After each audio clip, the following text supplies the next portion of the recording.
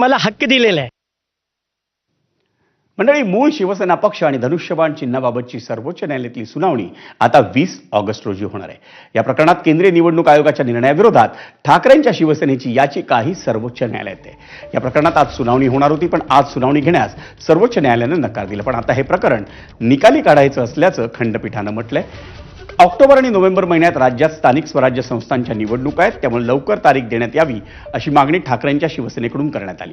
त्यानुसार ऑगस्टच्या पहिल्या आठवड्यात सुनावणी होण्याची शक्यता आहे, पण आत्ताच जी तारीख जाहीर झाली ती आहे 20 ऑगस्ट। ऑगस्टमध्ये सुनावणी झाल्यास सप्टेंबर आणि ऑक्टोबरमध्ये या प्रकरणाचा अंतिम निकाल येईल अशी शक्यता आहे।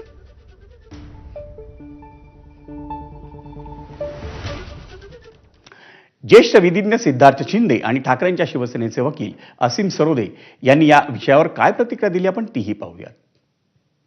ऑगस्टमध्ये ह्याची सुनावणी होईल, त्याच्यानंतर जजमेंट रिझर्व्ह होईल। जर ऑगस्टमध्ये सुनावणी झाली तर शिवसेना पक्ष आणि चिन्हाचा निकाल सप्टेंबर, ऑक्टोबर किंवा नोव्हेंबरमध्ये लागू शकतो।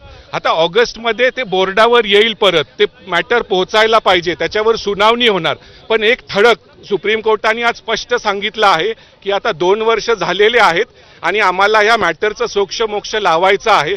आता ऑगस्टमध्ये आपल्याला समजेल सुनावणी दरम्यान की पक्ष आणि चिन्ह हा एकनाथ शिंदेंबरोबरच राहतं का ते परत उद्धव ठाकरेंना दिलं जाईल।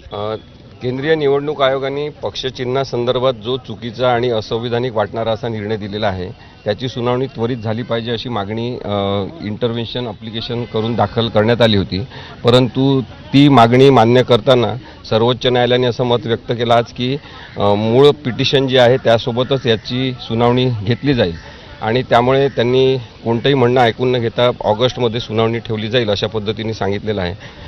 या संदर्भात मुकुल रोहतगी सरांनी सांगितलं की निवडणुका महानगरपालिकांच्या इतक्या लवकर होणार नाही आहेत, त्यामुळे ऑगस्टमध्ये सुनावणी ठेवली तर चालेल। वळूयात पुढच्या बातमीकडे। हिंदुहृदय सम्राट बाळासाहेब ठाकरे राष्ट्रीय स्मारक